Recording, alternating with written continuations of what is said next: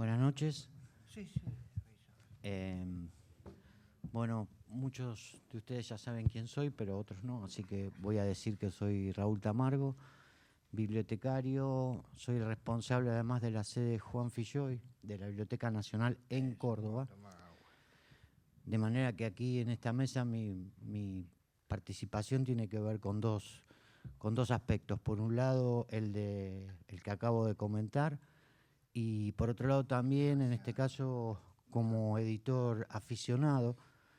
Esta es una edición que salió en papel por la editorial Babel y que en unos días más va a estar también disponible para la descarga en formato digital. El propósito principal no solamente del libro, sino de este encuentro en particular, es mantener viva la memoria de un editor muy particular, un editor que operando desde el centro del país, desde la provincia de Córdoba, supo construir puentes entre autores e ilustradores de todo el territorio argentino, en épocas en las que esto era, entiendo yo, bastante más difícil que ahora. No había entonces internet, no había celulares, las llamadas interurbanas estaban mediadas por operadoras, las rutas de la Argentina tampoco eran las actuales. Por allí, si miran en el video, hay una foto de la citroneta en la que Alberto Burnichón viajaba por el país.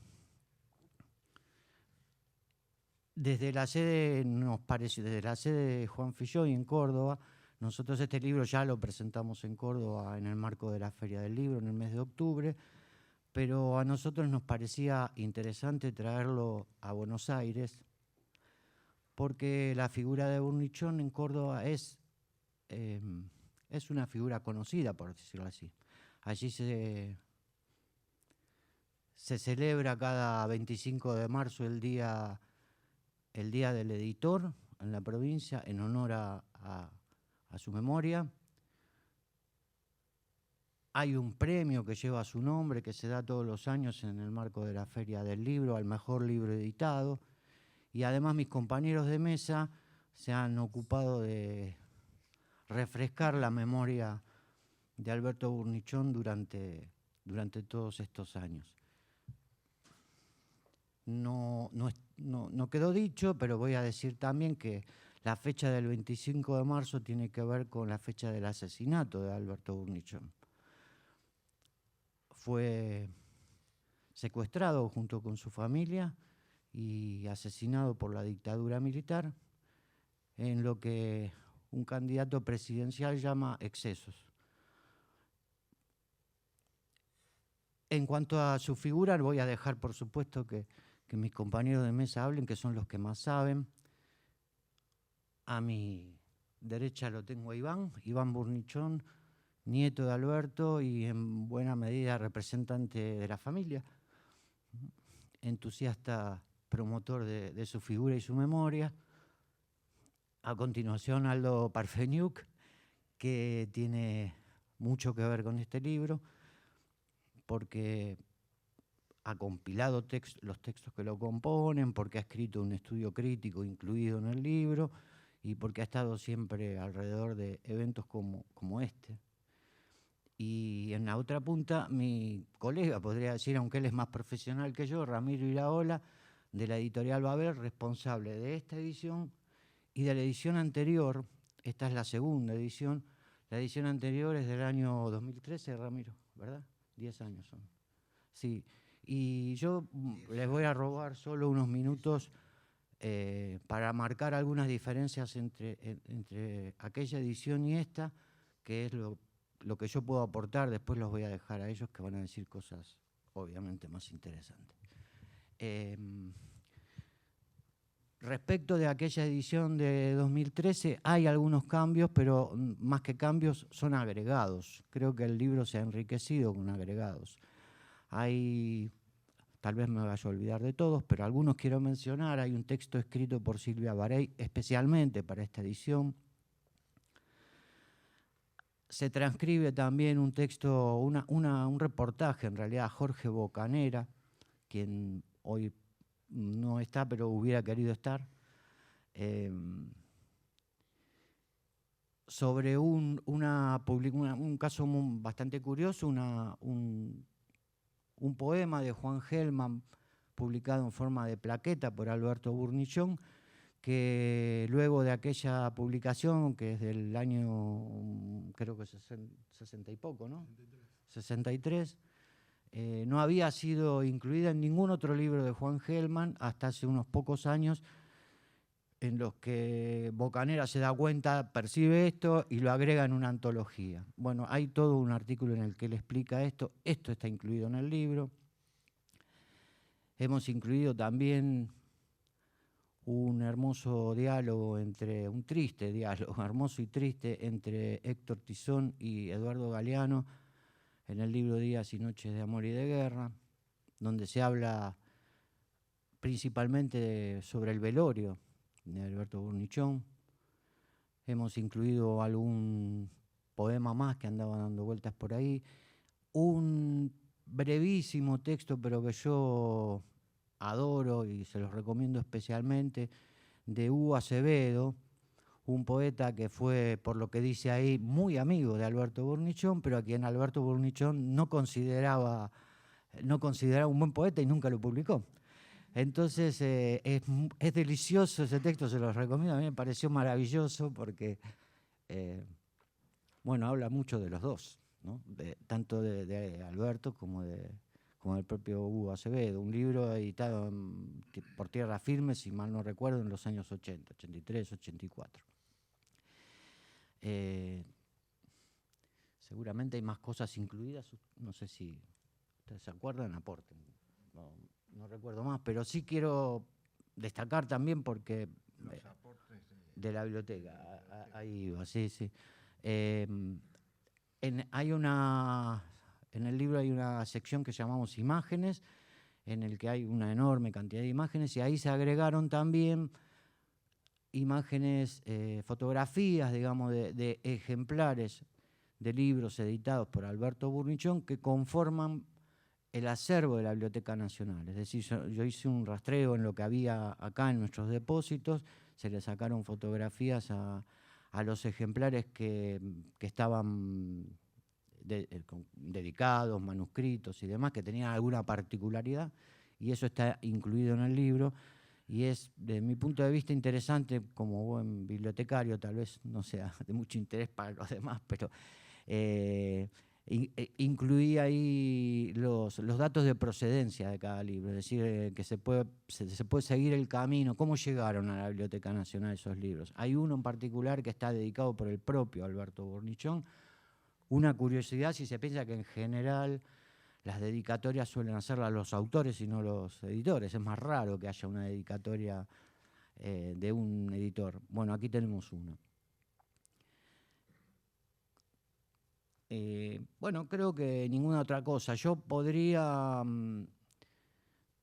hablar mucho sobre mi propia experiencia trabajando sobre este libro, pero eso no viene al caso. Digamos, para mí fue una experiencia muy intensa, me obligó a muchas reflexiones a la hora de, porque es un editor editando un editor, ¿no? Es una cosa bastante extraña.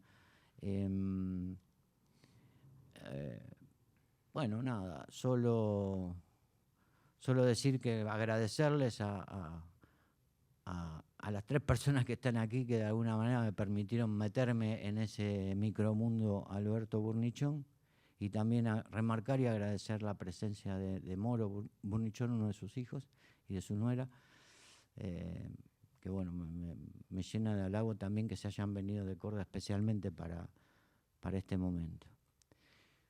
No sé quién quiere seguir. Ramiro. Ahí está.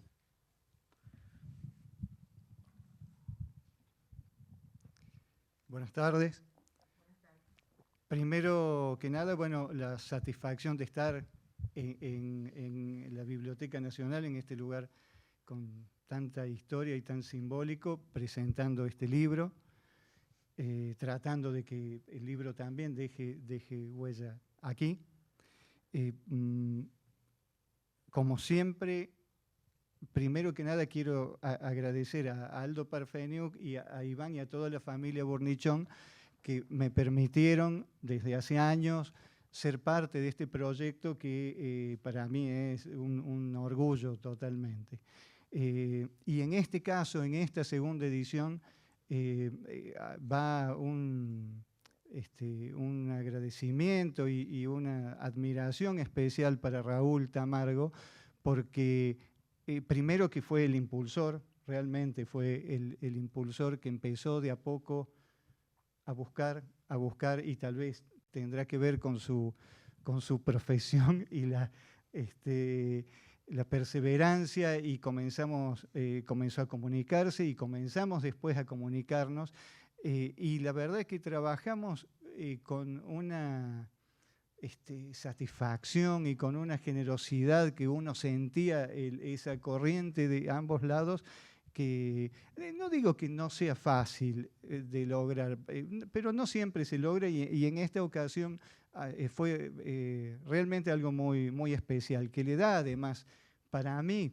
personalmente, para Babel como editorial, pero para mí personalmente algo más, como siempre es cuando se editan los libros, que nos queda algo más.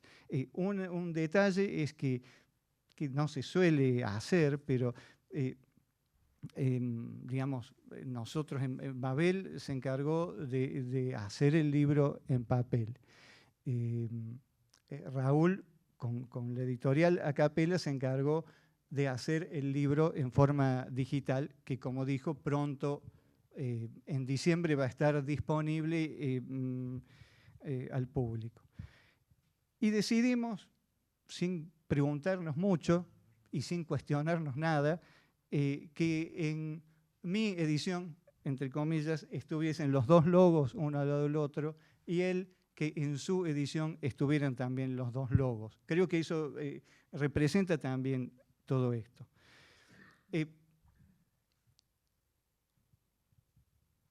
El libro se llama, porque Aldo lo bautizó así en su momento,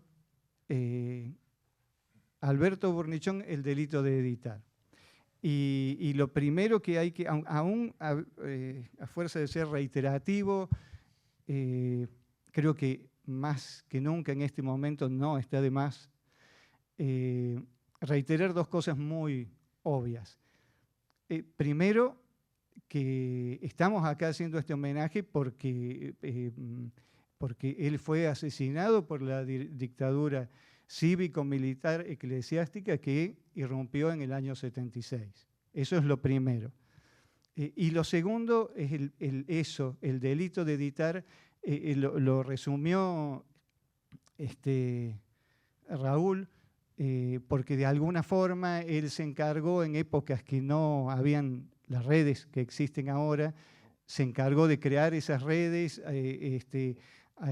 a lomo de Citroën o de ómnibus, cruzando buena parte del país, encontrando poetas o artistas y llevándolos y transformándolos en libros y dándole alas a esa literatura y a ese arte. Y ese fue el delito, sin ninguna duda, el mayor delito que cometió y por lo cual la dictadura hizo eso. Yo decía también, Raúl, normalmente, digamos, editar un libro de un editor es muy especial, con reafirmar la memoria de Alberto Burnichón, en nuestro caso, es sumamente especial. Nunca hablo de mí, ni cuando presento libros de otros, porque no es el caso y porque no es nuestra tarea. Pero en este momento, digamos, hoy quería decirles brevemente que encontrar este oficio, esta pasión o no sé qué es editar libros, me hizo hace casi 20 años encontrar mi lugar en el mundo. después de años de juventud, de militancia política y gremial, que también me dejó con algunos despidos al final,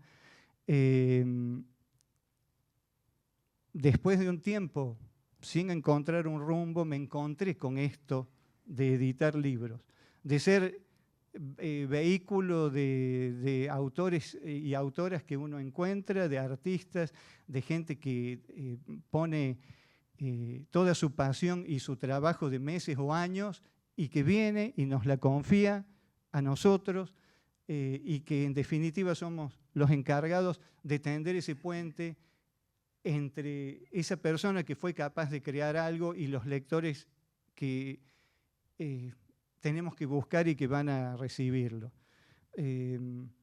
Esa pasión, digamos, que encontré en esta época en que se está discutiendo bastante el libre mercado y una serie de cosas, a mí me fue dejando un capital inmenso, un capital que ustedes sí van a entender, que mucha gente tal vez afuera no lo entienda, pero y también eso, después de conocer, gracias a Aldo y a la familia, la historia de Alberto, también es de alguna forma un faro para la actividad que uno hace. Y esta actividad me dejó que se vayan acumulando ese capital que son las autoras, los autores, la gente que participa en cada uno de estos procesos, que termina siendo mucho más que una relación autor-editor, que termina siendo una relación que es mucho más importante y que va más allá, y que en definitiva es, en mi caso, el único capital que me interesa acumular. Estoy largamente satisfecho con eso y espero seguir haciéndolo. Este es un ejercicio de memoria, esto es un acto para seguir manteniendo viva la memoria de Alberto Burnichón y lo que hizo y lo que fue capaz de hacer, y es una forma también en este momento de decir que en esta Argentina el Estado asesino nunca más.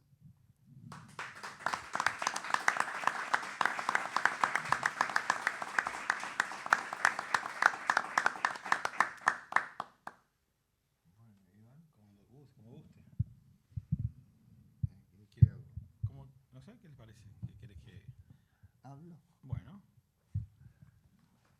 Buenas tardes, mucho gusto y muy agradecido por su presencia. Yo pregunto si hablo porque cuando hablo me pongo a hablar, no paro más, así que voy a tratar de ser prudente. Bueno, uno no sabe, hemos hecho muchas actividades con relación a Alberto Burnichón y a este libro. Y yo no sé a veces por dónde empezar porque con el paso del tiempo se ha ido acumulando información y conocimiento y relaciones, amistades y más que amistades, hermandades con la familia Burnichón.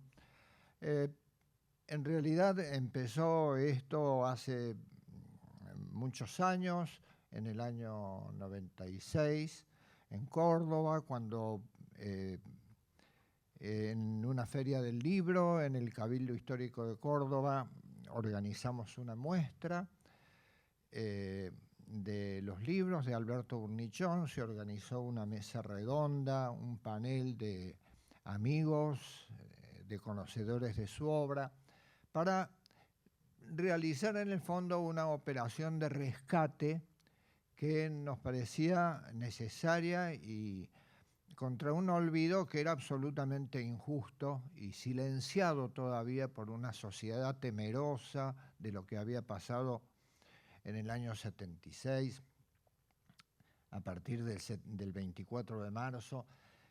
Bueno, a Burnichón lo asesinan, lo secuestran la noche del 24 de marzo con su familia de su casa. Aquí están sus hijos, su hijo, está su nuera,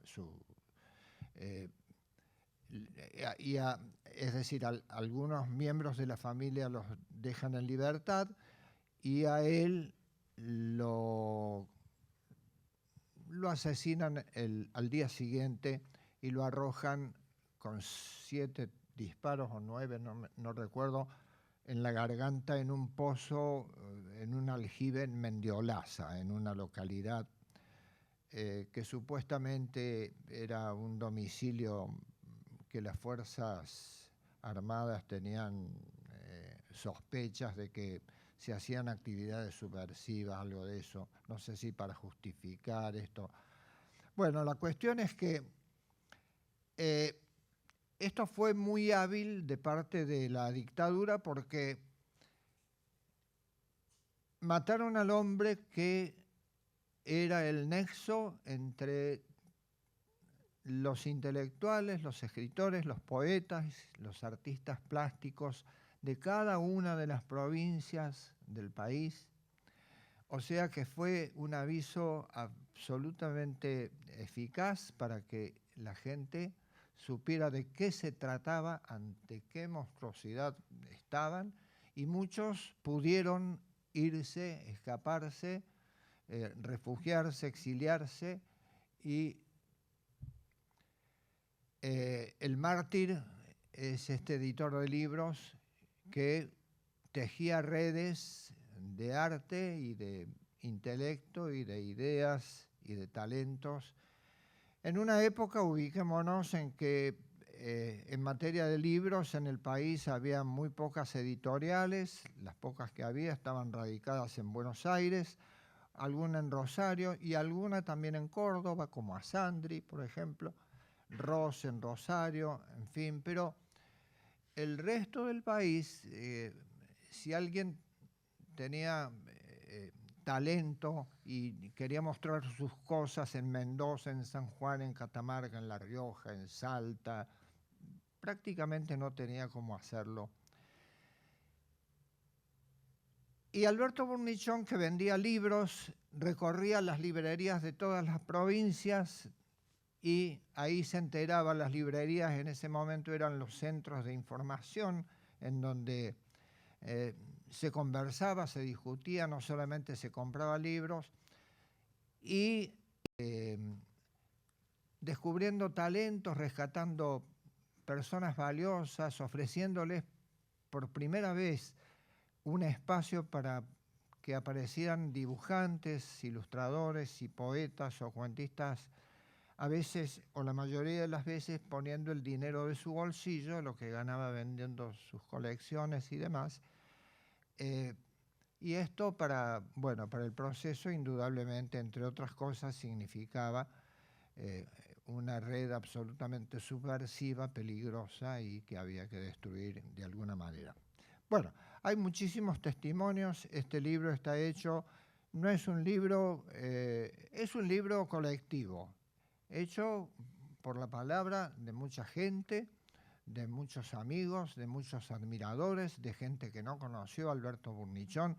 Yo no lo traté personalmente nunca, Alberto Burnichón. Lo vi un par de veces en un par de librerías de Córdoba, a las cuales yo, que vivía en Carlos Paz, no en la ciudad de Córdoba, iba buscando cultura y a buscar libros para leer porque tenía sed en lo de Bernardo, en la librería Paideia, lo vi un par de veces con su portafolio, ofreciendo material, llevando y trayendo.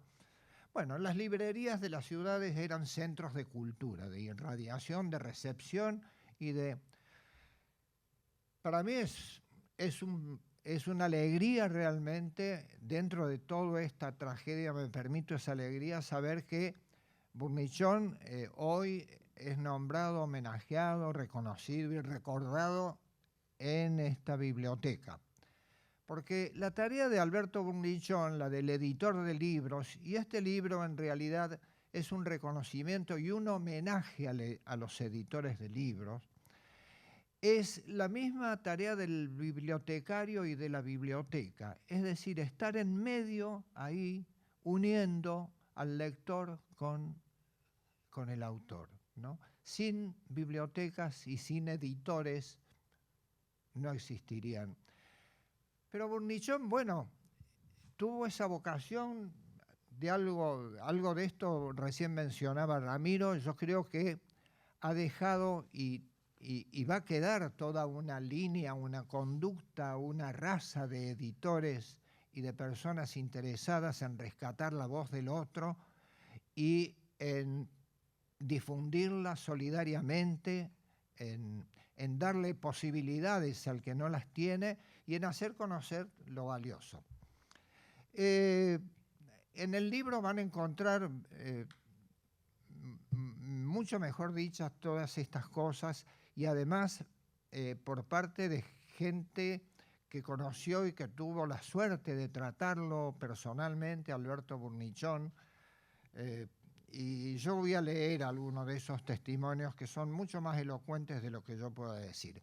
Pero personalmente, y esto no quiero dejar de decirlo, les quiero contar que mi gratitud y mi interés en el rescate de la figura de Alberto Burnichón a partir del año 96, no solamente con esa muestra en el Cabildo en la Feria del Libro de Córdoba, sino programando con la familia, especialmente con Moro, su hijo, que está aquí presente, una serie de actividades que tenían que ver con la posibilidad de un premio a la mejor edición de libros todos los años, la posibilidad de filmar algún documental con su vida.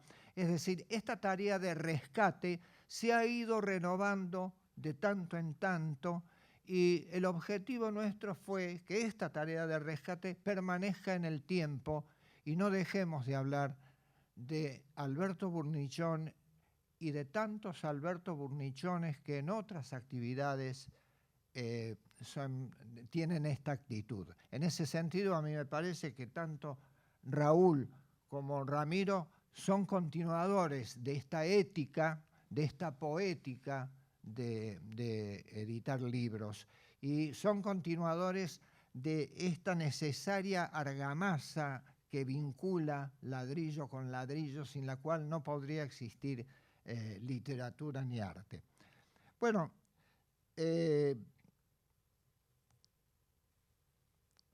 pero Burnichón, claro, tenía ojo de buen gourmet, no publicaba cualquiera, recién se mencionaba el caso de Hugo Acevedo, y su catálogo de editor, que no es demasiado amplio, para nada extenso, tiene 70 publicaciones, algo más entre libros, plaquetas y cuadernillos de poesía y de dibujo. De alguna manera también expresaba una actividad que fue muy importante para él y que ya es de otra época también, que fue la del teatro de títeres. Burnichón era multiartístico en cuanto a sus gustos y demás, y tenía paladar para la música, para la plástica, para la literatura, pero también para el teatro y el teatro de títeres, que es una práctica que ya prácticamente ha desaparecido,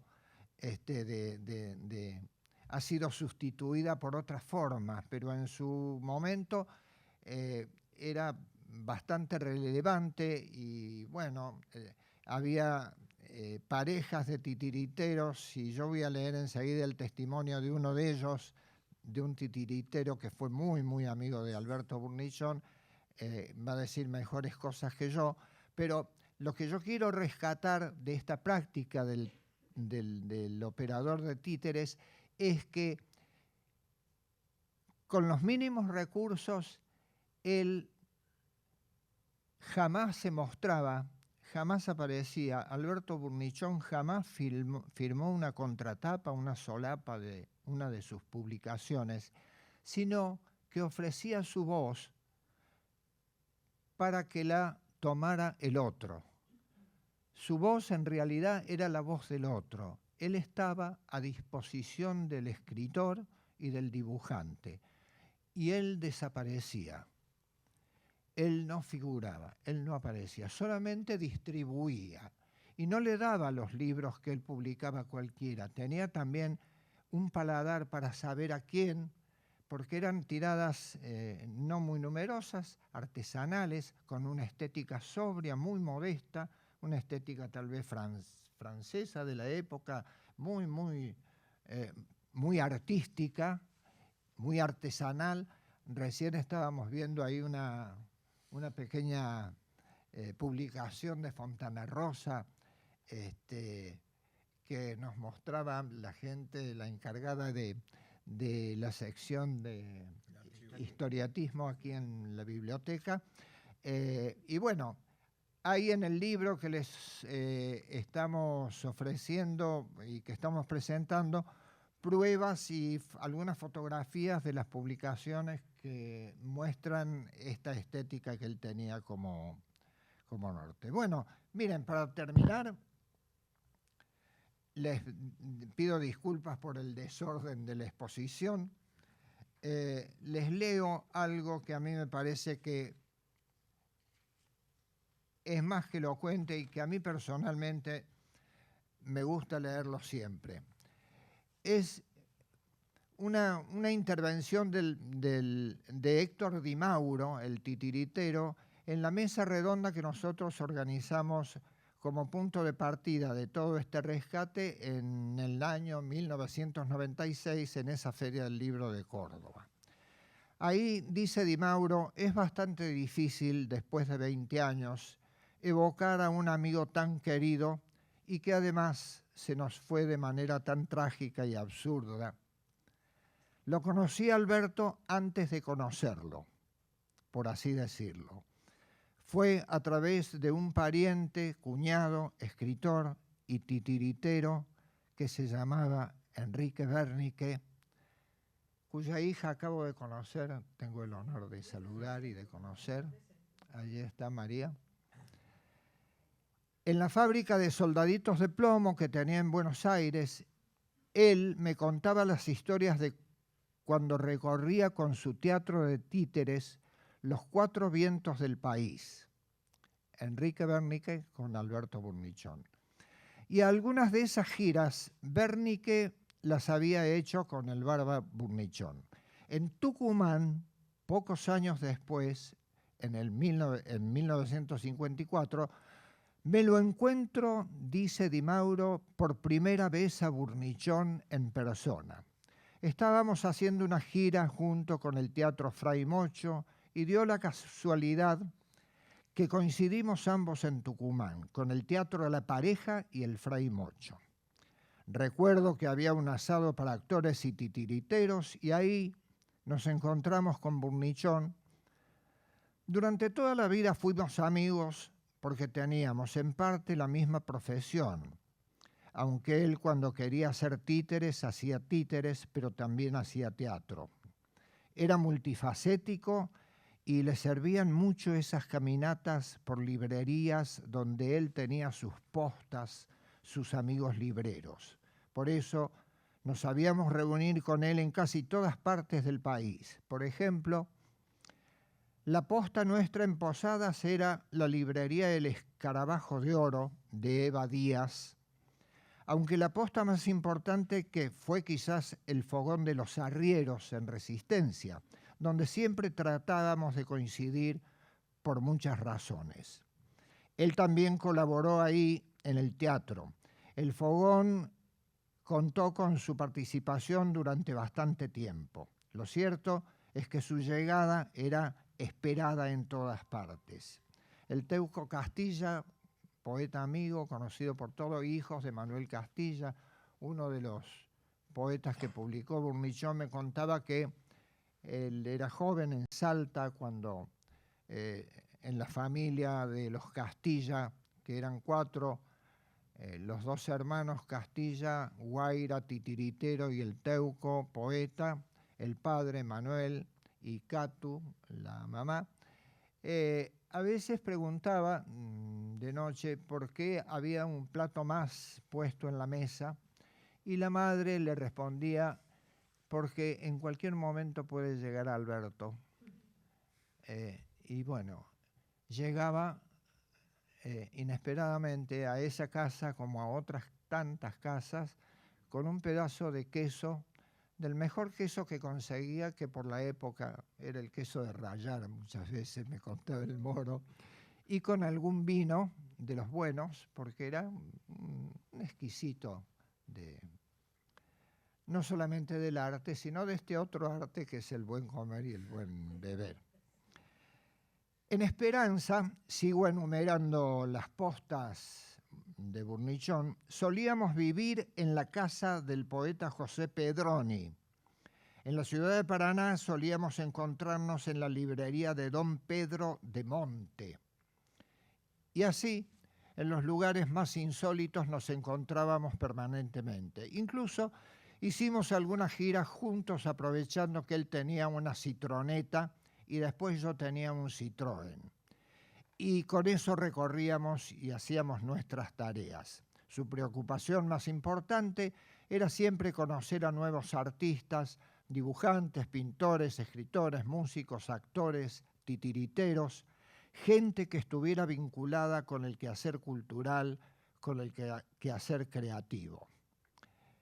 El Moro me contaba, y yo no lo viví personalmente, que en determinado momento en Carlos Paz aparece, yo soy de ahí, de Carlos Paz, nativo, aparece Alberto Burnichón con un disco, un long play bajo el brazo, de un promisorio dúo de cantores salteños que quería ubicarlos en algún espectáculo, en alguna peña y demás. Ese dúo era el dúo salteño.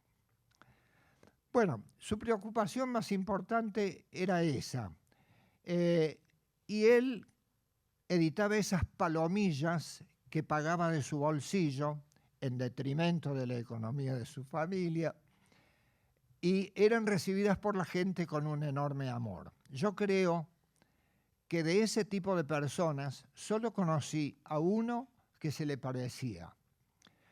Un imprentero de Villa Constitución que se llamaba Julio Milgevich, que también fue perseguido y se refugió en Villa Ángela.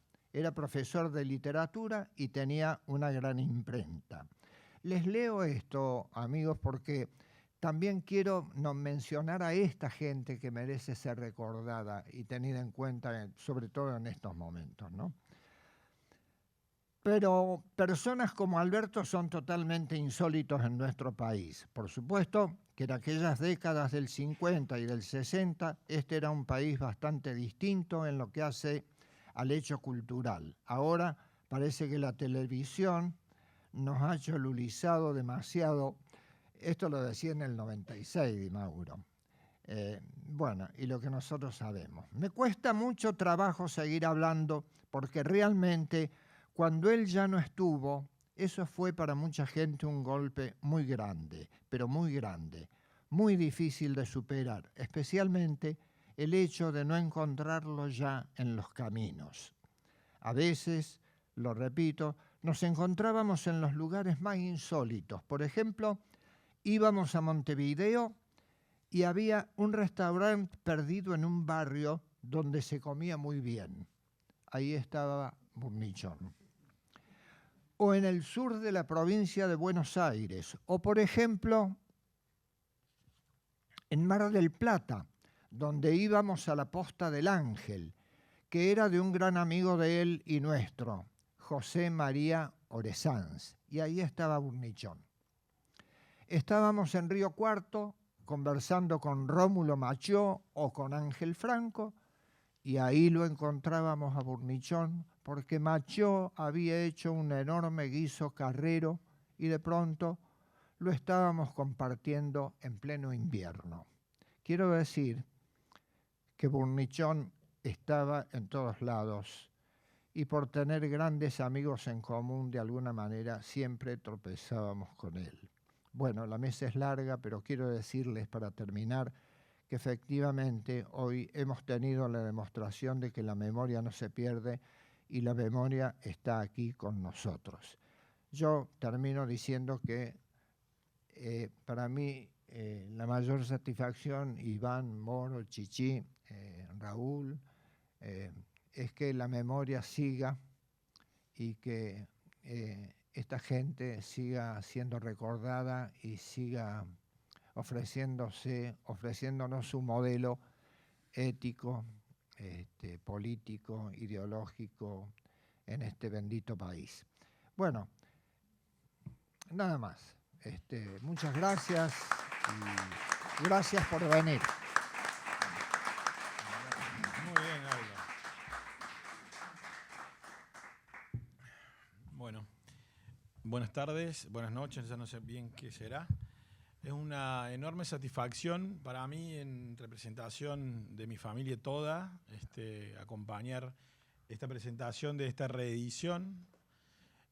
Para nosotros y nosotras en la familia es muy, muy importante, no solamente esta instancia, lo que supone por lo emblemático y lo importante que es esta biblioteca, que es este espacio, sino principalmente porque es una instancia más, un mojón que supone la construcción o el fortalecimiento de la memoria viva, que es lo que nos interesa sobremanera reforzar, robustecer, y lo encontramos imperioso, necesario, pero sin duda que advertimos que a través de eso, de ese mojón o de esa instancia, que como tantas otras hoy es una de ellas, quien nos convoca es Alberto Burnichón, en este caso mi abuelo, pero quien ha sido también hijo, padre, tío, esposo y fundamentalmente un entrañable amigo de muchas personas. Convocó en su momento a Alberto, nos convoca otro tanto ahora y nos interpela de una manera, y me parece que lo oportuno, lo necesario e imprescindible es que veamos, que recojamos ese guante que nos compete a cada quien y veamos si podemos también involucrarnos y de cómo, desde dónde, para poder seguir no solamente manteniendo viva su memoria, sino haciendo lo que esté a nuestro alcance para que aquellos poetas, como en el caso de Alberto, que no puedan llegar a ser escuchados o leídos, aquellas personas que están siendo invisibilizadas, puedan de una manera u otra acceder a esos canales, a esos medios que son ni más ni menos que los lazos que se han tejido y que se seguirán tejiendo, digamos. Alberto tenía un interés genuino y lo materializó a partir de su impronta, de su prepotencia de trabajo, pero principalmente por su compromiso, digamos. No, como lo han dejado muy claro acá los compañeros, no perseguía evidentemente un fin estrictamente comercial o de lucro, sino que habrá advertido que había un país que no se estaba relevando, que no se estaba mostrando y, contrario a eso, que se estaba invisibilizando. Entonces ahí profundamente lo que hay es un gesto de amor y que, por supuesto, motorizado por sus creencias, por sus principios y demás, pero principalmente fue porque fue alguien que pudo ponerse en el lugar del otro o de la otra, digamos. Entonces, así como nos convoca ahora para recordarlo, para mantener viva su memoria por tantas injusticias y por tanta... Nosotros advertimos hoy con mucha facilidad la dimensión de su obra, digamos, si pudiéramos hablar de él como editor o como gestor cultural o promotor cultural. Entonces, hoy tenemos los elementos y podemos contrastarlos de manera concreta para dimensionar lo que realmente ha significado, la valía que tiene su labor y su paso por esto. Pero entonces también entiendo que eso debería ser de alguna manera un desafío que nos proponga a todos y a todas a ver de qué manera nos podemos involucrar para continuar. No solamente lo que tenga que ver con su legado, si pudiéramos hablar en esos términos, sino también de involucrarnos en eso, en fijarnos a atender que muy cerca de nosotros y nosotras suceden cosas que tenemos que atender, que tenemos que ejercitar sobremanera la empatía para poder, sea a través de la disciplina que sea a través de la posibilidad que fuere, poder abrazar y poder fagocitar y fortalecer el encuentro, pero para poder distinguirnos en primera instancia en las relaciones. Alberto, como acá en este libro está muy bien contado y también otro tanto, muchos y muchas de ustedes conocerán su historia, estuvo haciendo un camino que era muy dificultoso en su momento por las características del país y las características también de la tecnología, de la nula prácticamente tecnología. Digo, y a través de todo eso lo que existía sin duda era un fin, una determinada convicción muy concreta, exponiendo no solamente su patrimonio, sino también la estructura familiar, digamos, con todo lo que eso significa. Entonces me parece que es interesante advertir que a través de esa manera, que muy bien se cuenta acá, lo que hay en definitiva es una posición que como todo es una posición política, y en el caso de Alberto lo advertimos, hay sobrados motivos para considerarlo así, era profundamente ética, digamos. Entonces es también importante distinguir y destacar eso, más allá de los atributos o las bondades que suponga su oficio y cómo lo abrazó y con qué compromiso lo abrazó. Hay un posicionamiento profundamente ético, y ese posicionamiento profundamente ético me parece que también debiera ser algo a destacar a la par de sus condiciones como editor o como promotor cultural, y me parece también como atinado que nos convoque su figura para repensarnos de alguna manera desde esos lugares. Decía al principio que mi familia, que vaya si viene haciendo un camino arduo y tedioso y doloroso también en ese sostenimiento de esa memoria viva, agradecemos profundamente, digamos, no solamente la recepción de este espacio tan importante, sino también el acompañamiento, el abrazo de ustedes, que es en definitiva un abrigo para poder seguir nosotros trabajando y convocándonos a través de la figura de él, pero resignificando también eso, porque nosotros nos encontramos con problemáticas que son semejantes, con expresiones, reproducciones de discurso de odio que son semejantes o que se ayornan en función de los tiempos, pero en definitiva también estamos ante situaciones semejantes como son esas. Como entender que hay muy cerca nuestros situaciones o coyunturas que nos están indicando algo. Entonces veamos a través de la cultura, sin duda que es un vehículo importantísimo y muy importante, digo, de qué manera podemos involucrarnos, digamos, y si se pudiera también comprometerse. Entonces yo les quería agradecer, sin más que eso, decirles que desde la familia estamos muy halagados también porque la compañía y la memoria, como decía Raúl, en Córdoba, porque estamos principalmente, su familia está radicada allí, venimos trabajando arduamente al respecto, pero también cada vez que cruzamos alguna de esas fronteras nos encontramos con situaciones como esta, en las que de alguna manera u otra nos indican también que hay algo que está vivo, que es dinámico y que es un músculo que se robustece. Así que agradecerle nada más y convocarlos a que sigamos abrazando e invocando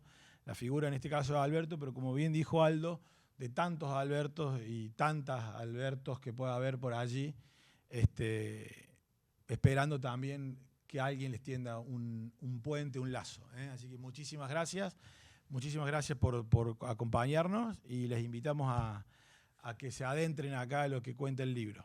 Y les interrumpo un segundito nomás, que mi madre, nuera de Alberto, que en esa fatídica noche del 24 de marzo era una de las personas que los militares secuestraron, es sin duda una sobreviviente y entiendo que querrá leerles algo. Sí. Adelante. Yo pido disculpas por la intromisión. Yo quería poner en mi voz las palabras que escribió María Saleme para el evento que se hizo en el primer homenaje, como dijimos aquí, a 20 años de su asesinato. Una persona tan reconocida a nivel país, no se lo nombró más. En Córdoba, por ejemplo, que es muy conservador a pesar de que tiene el cordobazo ahí presente, que a veces le desconocemos y nos duele. Yo soy cordobesa. Pero durante esos 20 años no se lo nombró Alberto en ningún lado, en la Feria del Libro, en ningún lado. Los amigos más entrañables, sí, en la cocina mientras tomábamos un vino y brindábamos con la puerta cerrada, pero nunca se lo nombraba. Entonces fue un evento muy importante para nosotros que se lo nombrara. Cuando terminó toda esta reunión, como están aquí, hablando de él y y trayéndolo al presente, a nuestra memoria, pero está como vivo, porque con sus palabras le han ido dando vida. Entonces, al terminar, María Esther Saleme de Burnichón, su esposa, dijo estas palabras que a mí me parecieron muy oportunas y quería que ella estuviera presente acá, aunque hace bastante que nos abandonó. Intervención de María Saleme, viuda de Burnichón. No sé qué puedo decir que no hayan dicho ya los amigos con sus palabras y también los que están callados. Siempre el silencio dice tanto o más que las palabras mismas. Yo ahora solamente pienso en esto. Primero, agradecer a todos, ya que es evidente que aunque haya quienes no lo conocieron a Alberto, a partir de lo que se dijo hoy de él, es posible comenzar a armar una figura bastante aproximada.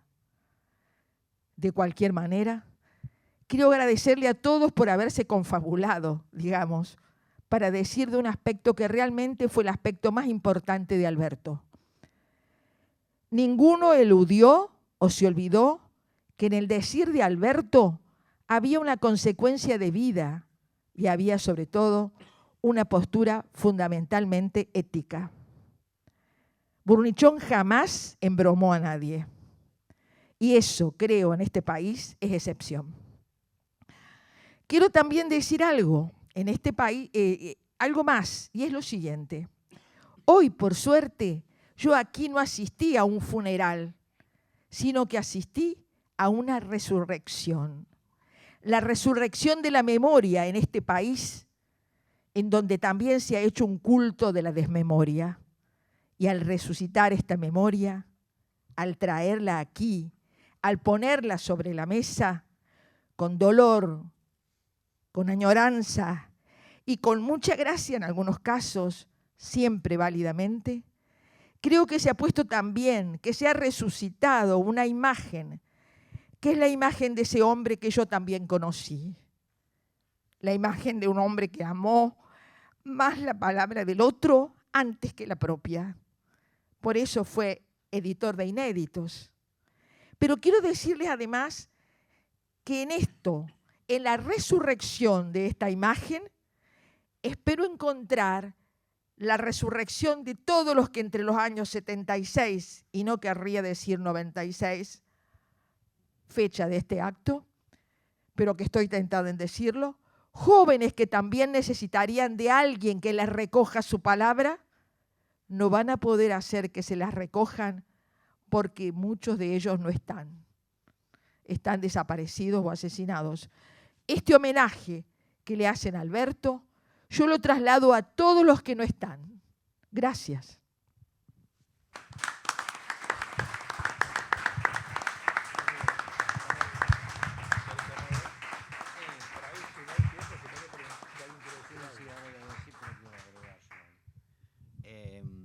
Antes de proponerles si hay preguntas o comentarios, yo quería agregar algo que en realidad tenía pensado. Creo que dejé, en mis breves palabras del principio, dejé algo por la mitad, porque en algún momento les dije que la figura de Alberto Burnichón era bien conocida en la provincia de Córdoba, pero lo que no dije es que cómo percibo yo particularmente, cómo percibimos desde la sede la memoria de Alberto Burnichón en Buenos Aires, y por eso estamos aquí, porque entiendo que fue una figura también conocida en Buenos Aires, y ese olvido del que hablaba recién Chichi,